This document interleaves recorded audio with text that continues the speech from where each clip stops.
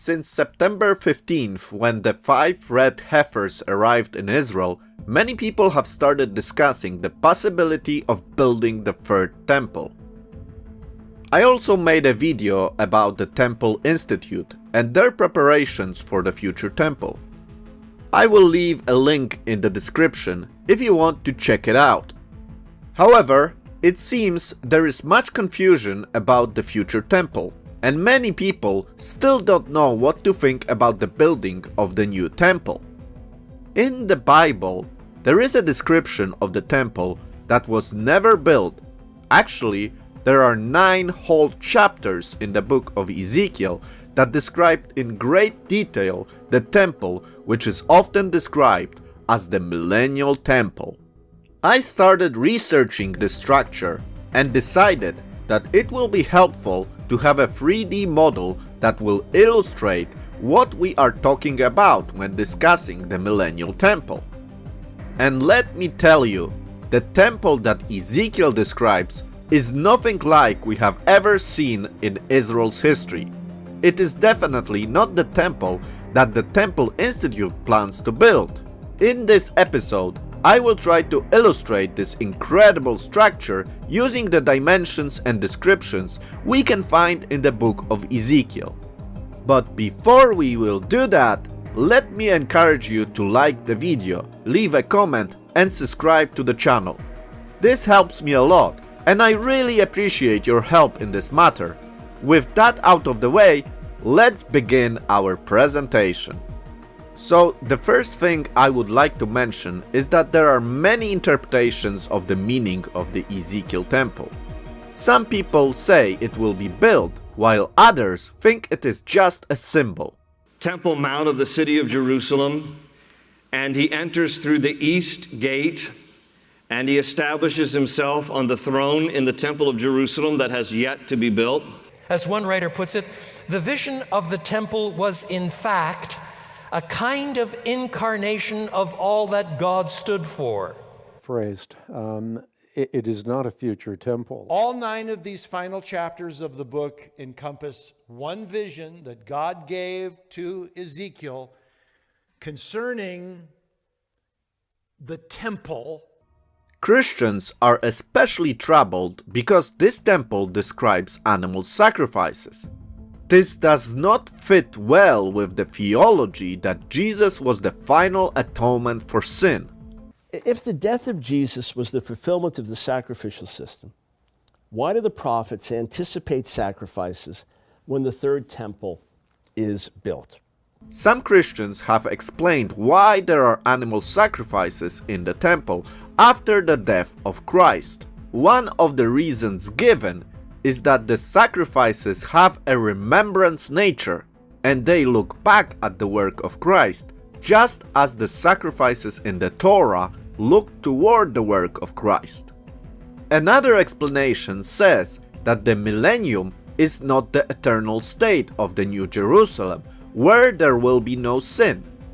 In the millennium, the world is still the same world we know, just with a righteous ruler who will reign on the throne of David for 1,000 years. It will definitely be a better place where there will be no wars, but people will still be able to sin. And because the world will not be perfect, the temple, the altar, the priests, and the instruments will have to be purified through animal sacrifice. If you ask me what do I think, I must say that by studying those 9 chapters of Ezekiel and seeing all the details and measurements, it is really difficult to believe that this is just some kind of symbol of a future reality.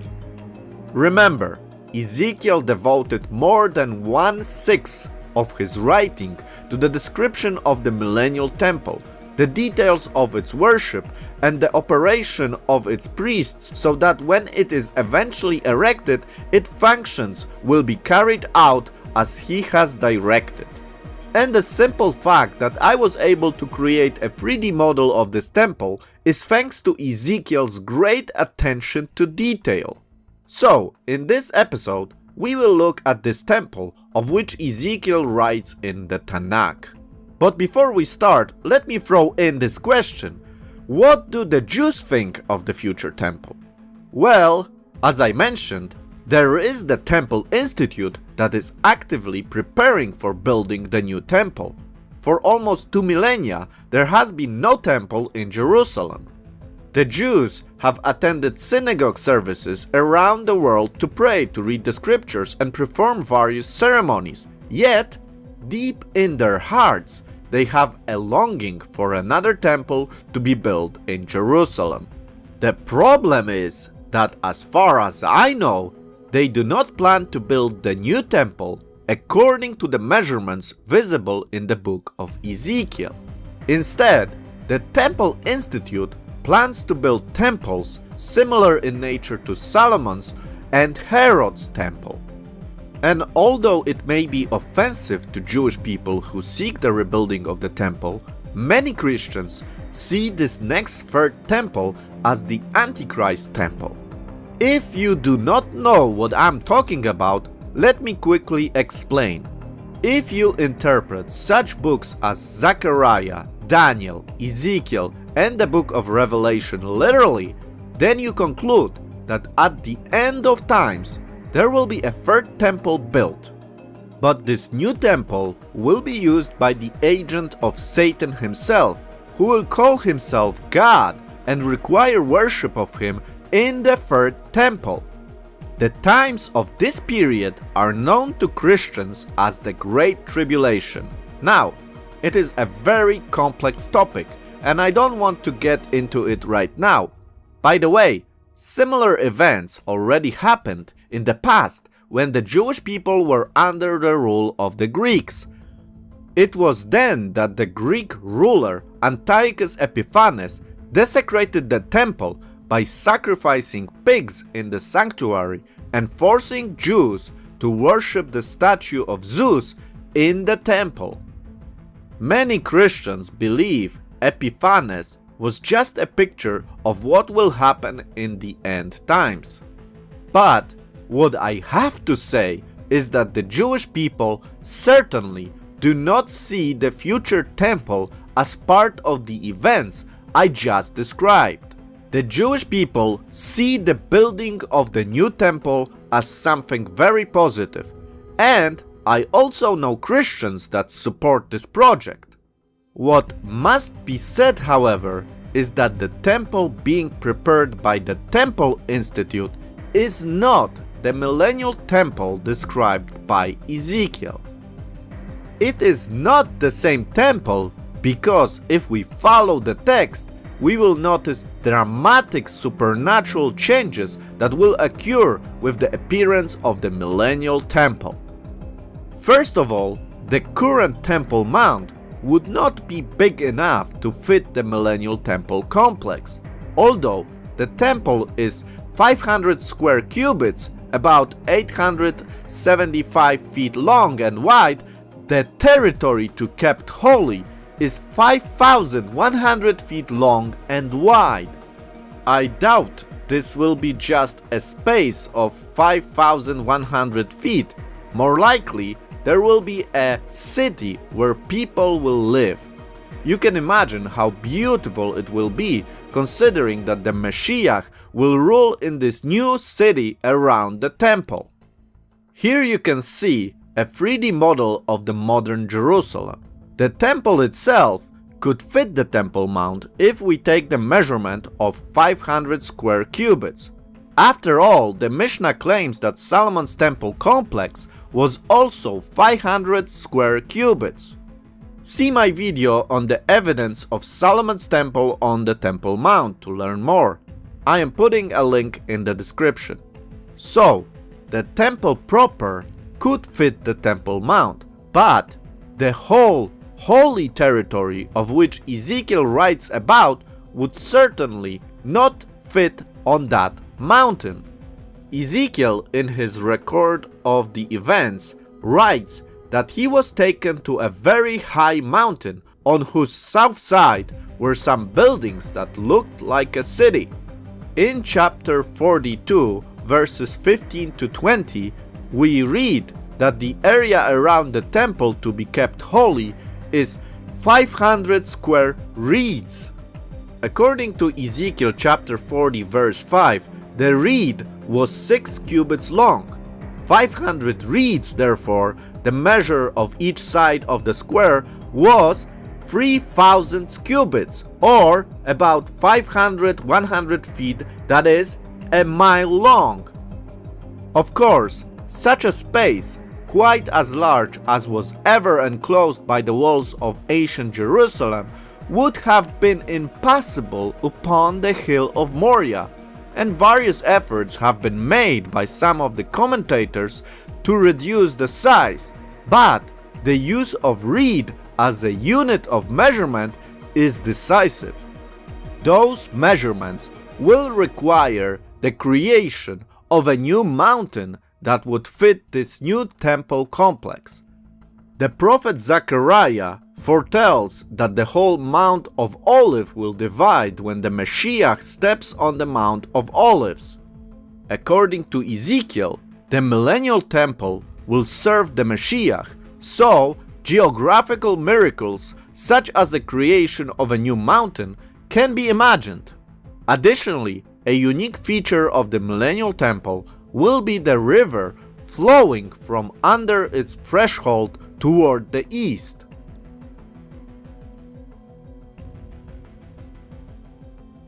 The waters will divide, with one half going toward the Dead Sea and the other half toward the Mediterranean Sea. We read about this in Zechariah chapters 14 verse 8. In Ezekiel we read that the waters will gradually deepen to bring life in the form of trees and fish. This life-giving water will be a constant reminder of the presence of God and His blessings. Just imagine the river going out of the temple that will give life to everything on its path.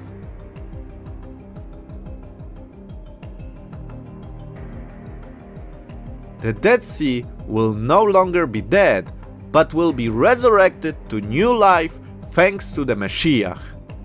Another exciting features of the temple are the gates leading to the temple complex and the temple itself. The prophet describes that there will be 2 sets of 3 gates. The gates will be located on the east, north, and south side of the temple complex. The east gate will be the most important because they will serve as the entrance for the prince, who many interpret to be the Messiah. What stands out when we look at the gates is how tall they are.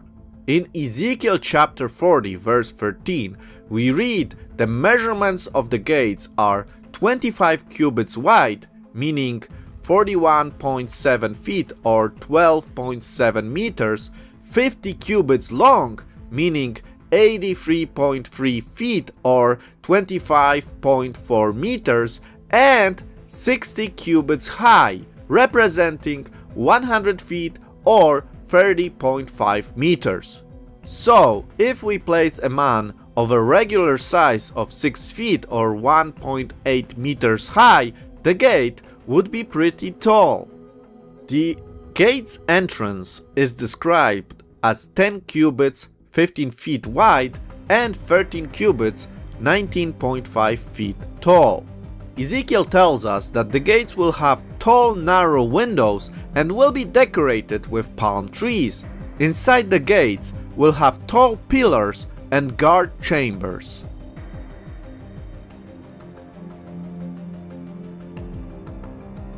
Through the 3 outer gates you enter the outer courtyard. There will also be 30 dining rooms located on the east, south, and north side of the temple complex.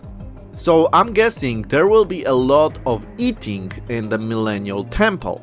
From the gates to the inner courtyard, there will be 100 cubits, that's 166.6 feet or 50.8 meters. All the gates look the same and have the same measurements. However, the east gates are unique because the prince will use them to enter the temple, and later we also read about the glory of God entering the temple through the east gate. The north inner gate will also be unique because the priest will mostly use it. When writing about the north gate, the prophet mentions an additional dining room next to it and special tables for the priests. There will be 4 tables just outside the gate and 4 inside the entrance. Again, measurements of those tables are given, and it is written that the burnt offerings, sin offerings, and guilt offerings will be slaughtered on those tables.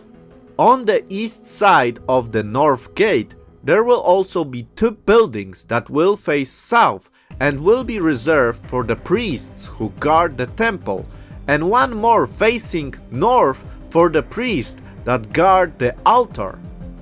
We read that those are the sons of Zadok, the only Levites who draw near to the Lord to minister before him. In the last verses of chapter 40 of the book of Ezekiel, we read that the inner court where the altar will stand is a square measuring 100 cubits long and wide. In chapter 41, we are given the dimensions of the sanctuary itself. The temple will be 100 cubits long. Here is my impression of the temple interior. Listen to Isaiah chapter 2, starting from verse 2.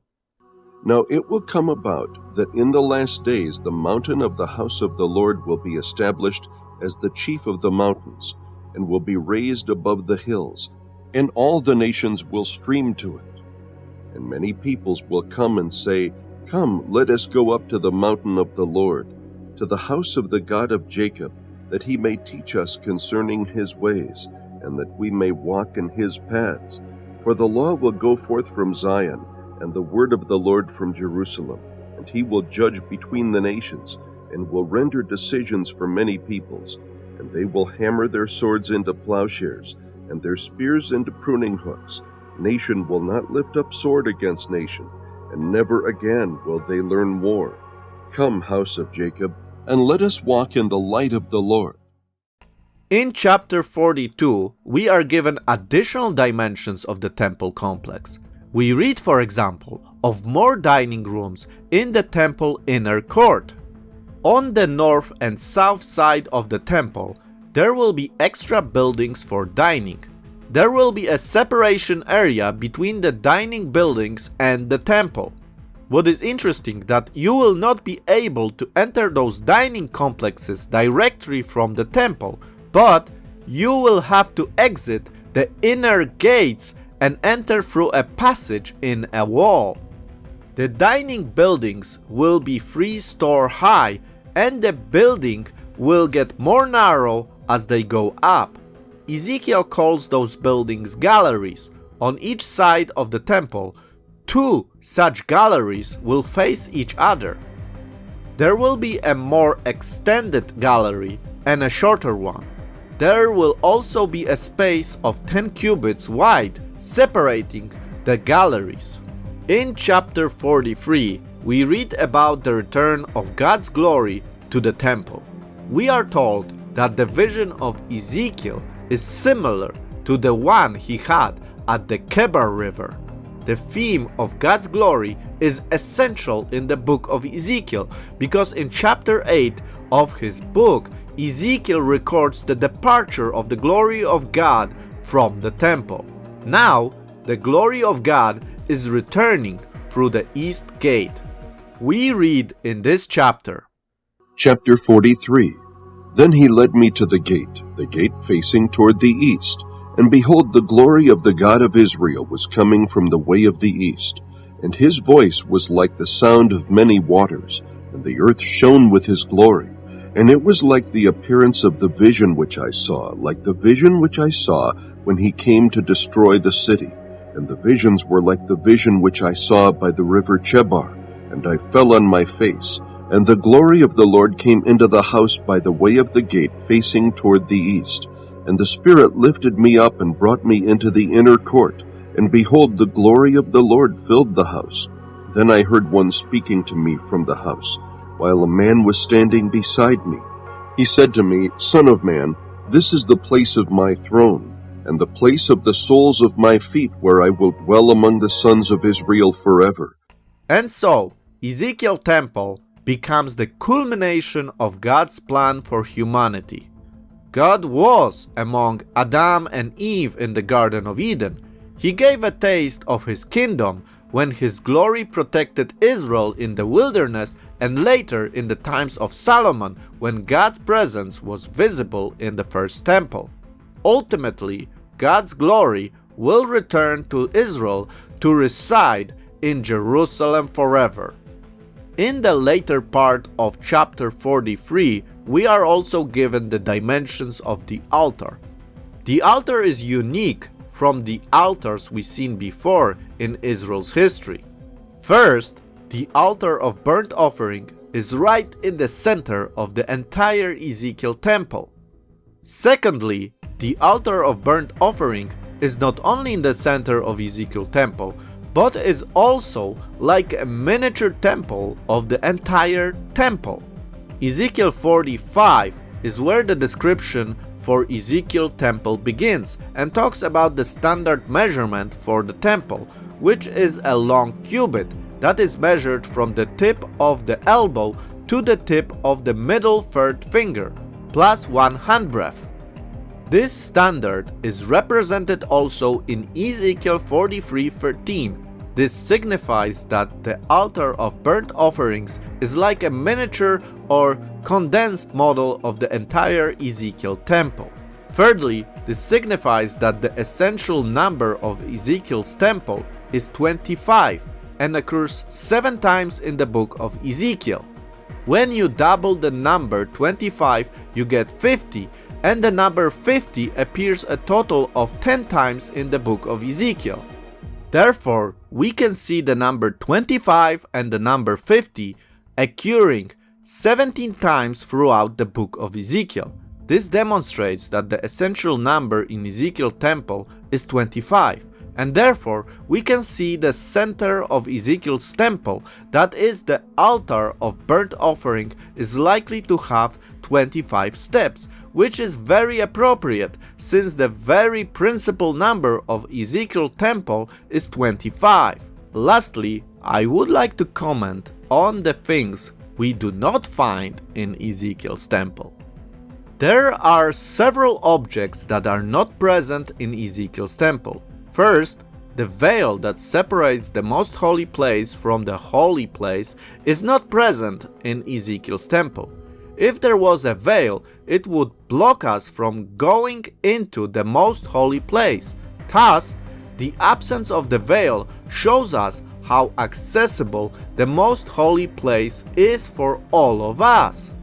Secondly, the altar of incense is not present in Ezekiel's temple. The altar of incense signifies prayers, but because we will meet God face to face in the kingdom of God, there is no need for prayer. Thirdly, there is also no place for the bread of the presence, because we will meet the Mashiach, who is the bread of life. There will also not be any lampstands in Ezekiel's temple. And lastly, the Ark of the Covenant that is in the most holy place is not found in Ezekiel's temple. Why are there no golden lampstands and no Ark of the Covenant in Ezekiel's temple? This golden lampstand is found in all other temples in the Bible. First, there was one golden lampstand in Moses' tabernacle. It was made out of one piece of gold that was hammered and shaped into one lampstand. Secondly, in Solomon's temple, there are 10 golden lampstands in 2 rows of 5.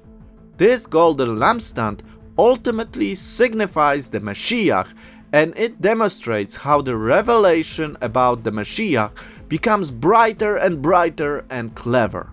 We can also understand this as the time of the Mashiach is drawing near. Thus, the light is brighter. Therefore, the 10 golden lampstands in Solomon's temple is much brighter than the single lampstand in Moses' tabernacle. The Mashiach is the light itself. Therefore, all of this signifies that the light of the Mashiach is nearer, for the Mashiach is the light of the world. So why there is no golden lampstand in the Ezekiel's temple? Ezekiel's temple foreshadows the world that is to be restored. Therefore, in Ezekiel's temple, the Lamb becomes the lamp for us. Thus, we no longer need a golden lampstand. Secondly, there is no need for the lampstand because God's glory will shine bright and bring light forever. God's glory did come to other temples. However, the presence of God's glory at that time was temporal. But Ezekiel's temple, which foreshadows the New Jerusalem, the glory of God that dwells in there, will be forever, for the glory of the Lord filled the house. We know this because the outer gate of the sanctuary, which faces east in Ezekiel's temple, will be shut and never be opened again, because the Lord God entered it. This means that God's glory will never leave again, and His glory will remain in the sanctuary forever. Therefore, we see that there is no need for a visible lamp, for God's glory will shine brightly forever. Although we may be suffering from a little while, God is promising us that He will transform our lives into life of glory that shines brightly. As I mentioned before, there is also no sign of the Ark of the Covenant found in Ezekiel's temple, because everything in the Ark of the Covenant was fulfilled through the Mashiach. The topic of the Ark of the Covenant and why it is not in the Ezekiel's temple is a much broader topic that I will not develop in this episode. If you would like me to talk more about this topic, let me know in the comments. For now, thank you for your attention. I hope you enjoyed this episode. Let me know what you think. Do you think there will be Ezekiel's temple in the future? Maybe you have your own thoughts about why certain things are missing in the temple. Also, please don't forget to subscribe to this channel if you have not done so yet.